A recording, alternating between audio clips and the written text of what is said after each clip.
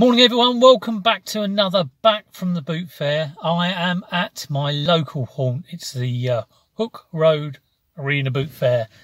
I'm a glutton for punishment because sometimes I walk around here and I don't find an awful lot, but it is very, very close. So I thought I'd wander down here.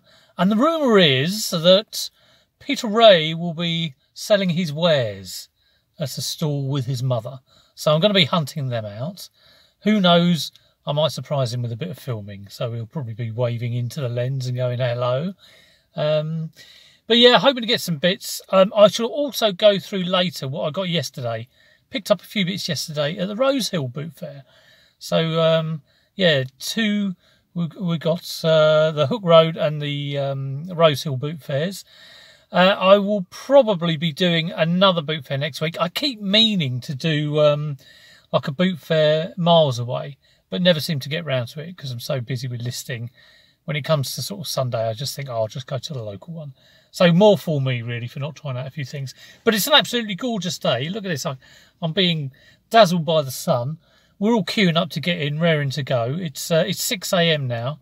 I think they let us in at, it's either 6:30 or 7. I can't remember. A lot of waiting around here, as usual.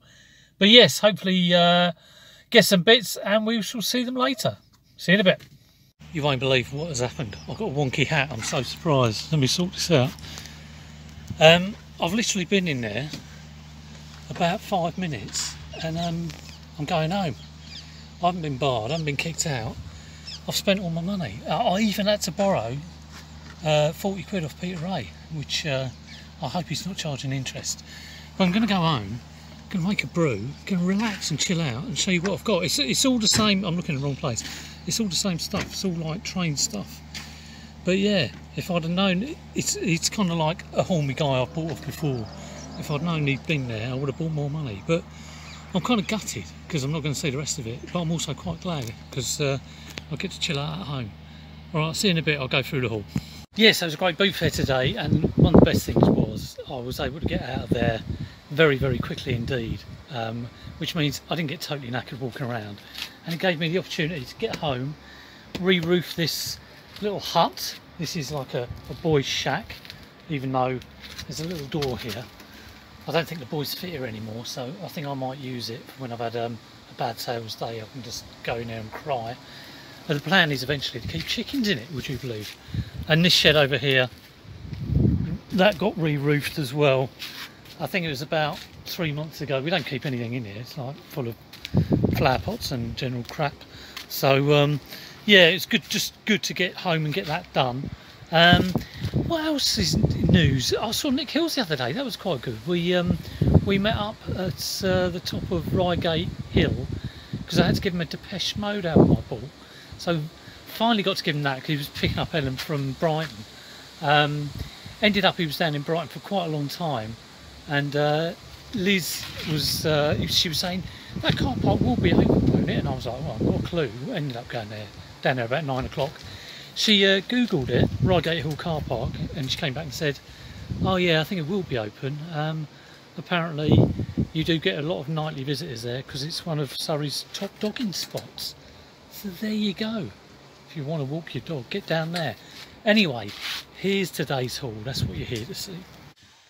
Okay, here is the haul from yesterday's boot fairs and today's boot fairs. So this lot is from yesterday, from Rosehill, and it was okay. I was feeling like I was not getting a huge amount of stuff. I didn't know whether to go to Rosehill or Priesthill, but decided on Rosehill. And you always think, well, did I go to the wrong one? This was £1. This will be handy. I mean, it's nothing really, but if I've got a DS that hasn't got a stylus, or if I've got a couple of games I want to put in a case, so that's a kind of nothing item really. The cockpit down there, that was my first buy in the boot fair, and it was kind of, I don't really like buying ball games, but it was just get going. It's quite nice condition as well. Did actually check it, all the bits are there, so I reckon that will probably be like about a tenner. And after that, that was £2 it cost. I got this for £2, which is a sign organiser. Again, I think some of these signs can go quite well. So I'm optimistic for that, but we'll have to look it up. This thing, angle poised lamp, but it doesn't have the base. I used to see Lee picking up quite a few of these. and I think they are quite a good thing to keep an eye out for. Only £5 because I think he wanted a tenner, but as it didn't have the base, I'm pretty sure that is very, very sellable. But it'd be the first time I've sold an actual Angelpoise lamp. I know a lot of people have had them before. Something I do get a lot of is Le Creuset.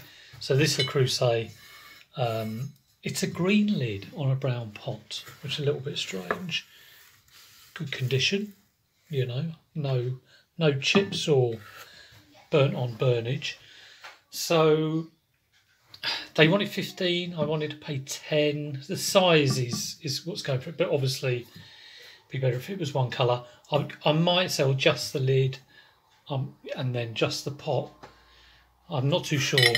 I got it in the end because if you want to get one of these, just the knob on it, that will set you back at least 15 quid on eBay. So, you know, all round, I think it's I'll make money on it. I'll probably overall sale will probably be like 30-35 plus at least. If this was all blue, it would probably be like 100. But yeah, have to see how that goes. But definitely, all of these are money makers. You know, this is the main thing. Even when I'm buying something just to get going, I want to make sure I make money on it. This is a bit of an interesting one. Would have walked past it. Luke pointed it out. Said it might be worth a go. Wanted 15. What it is, it's 3D printer. The stuff you put in 3D printers. So, you know, I've never seen it and never sold it. Couldn't find it on eBay on a sold. But my kind of thinking is someone's bound to have this 3D printer. And like printer ink, it's always the consumables that cost a lot of money. So they wanted 15 for the pair of these. Got it for 10, which is pretty good. The last pickup from Rosehill was this purple GameCube. No power supply, no controllers, no AV lead, but it's in nice condition. I think I've got a power supply for a GameCube. This was actually buying off another bloke who actually trades down there. He's always down there, and he's got loads and loads of stuff. You know, more stuff than he can deal with. So he bought it. He just got to it just before I did, and he was just buying it. And basically, he was buying it just because it was there. You can't like leave it there, you know. So I thought, you know, do you want to do a quick flip? And he sold it to me for 15. I think he bought it for 10. So very, very glad he gave me that. It's in good condition. I've got a purple one myself, so I think it's in pretty similar condition, so I won't switch around. So yeah, overall, you know, not too bad. Interested to see how much this 3D printer plastic goes for. If anyone has any ideas on that sort of stuff, let me know in the comments. Right, over to today. Okay, this is today's buy at Hook Road Arena. I was in there and out of there in probably about 5 minutes, and I've spent £235 on this. I got in there and went down the first couple of rows, sort of doing the usual, got any video games, got any as I've taken to doing recently, even though I hate it. And I saw there's a bloke who goes down there, and him and his mum go through all the rows going, got any video games? And I saw her, she was in front of me. And I thought, well, okay, I'll get ahead of her. So I kind of got ahead of her, and then went down the next row, and she'd got ahead of me and was buying some games. So I was like, how did that happen? But here we go, £235 on a load of train stuff. This and this, couple of units over here. So there's a guy I know down there, and I've bought stuff off. First time I bought stuff off of him was probably 2 or 3 years ago. I bought a lot of stuff off him. I'm trying to make him, or I was trying to make him a bit of a contact. I got his number, and you know, I think it'd be ideal if I could sort of like buy more stuff off him, because he kind of brings it out every few months. But despite my best efforts of trying to make him a contact, I don't think he thinks I'm a close contact, and I don't think anyone else does either. But I saw him there, and I kind of was made a beeline for him because I knew he'd have some good stuff. So if I'd have known he was going, I'd have taken more money. But I only had £195 on me. So the first things I bought were 4. This is all end gauge. Now, normally I bought boxed Hornby off him. You know, really good condition Hornby, which I absolutely love getting off him. But this end gauge stuff I wasn't too sure on. But he assures me that these engines are well worth having. So these were 50 quid each. So he cleaned me out with this. You know, he got 195 for this. And I didn't barter with him.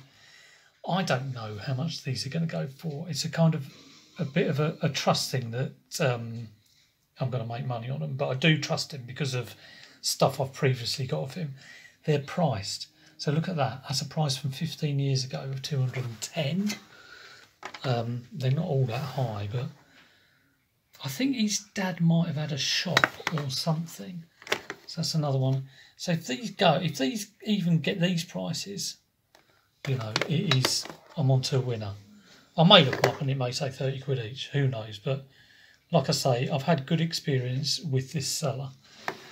So after I bought that, he chucked in that one for free. He said, oh, you can have that. So that was the first lot I got. And then I knew he had all of this as well. And all of this is kind of carriages, but it is all boxed. I mean, he said he was only looking at like 3 quid each for these. I think I did count them in there, and I think they're around 20 in here. Some of them are like, that one's 29, 30. So some of them are quite pricey. I'm not going to go through all of them. There's about 27 in there. I said, if I get you the money, could you do all that lot for 20? And he said, well, I'll do it for 30. So I kind of like hot-footed it round the boot fair. I knew Peter Wray was going to be there. And so I rang him up and said, Pete, can you help me out? And he was selling, he was third row in, and thankfully he lent me 40 quid. So I was able to go back to the guy. I gave him 30 for this, and then he just had this one left over, and he took a £5 for that. So that was the big haul for today. I mean, I really don't know what these are going to go on at, or how much they're going to get. Look at that one, like £20, 25. But I'm pretty confident there's going to be, you know, buyers wanting to buy this stuff who are into their model railway stuff. So there we go. And the good thing was I was home. I left the boot fair probably before probably about 7:15, 7:30. Got home and had waffle and eggs. I thought I'd lay it out for a bit of show and tell. So these are the first 4 that I got. They're all the engines, and so they're worth, I don't know, 200. Then the 2 sort of longish ones, and then the other lot, there's 27 of them that are, and they were 30 quid. So some of these are priced up at £3, but some of them are priced up at £29.30 and £23. Perhaps that's a date. Perhaps it's like 23rd of March, but I don't think it is. £23.5, £33.45. So very interesting. But 27 of them for 30 quid. Worth more than £1 each, aren't they? So, yeah, if they go for 20 each, I will be chuffed. Thanks ever so much for watching. There'll be more hauls coming up soon. It is like full-on boot fair season. If you did like the video, do please click the thumbs up, and hope to see you soon. Take care. Bye.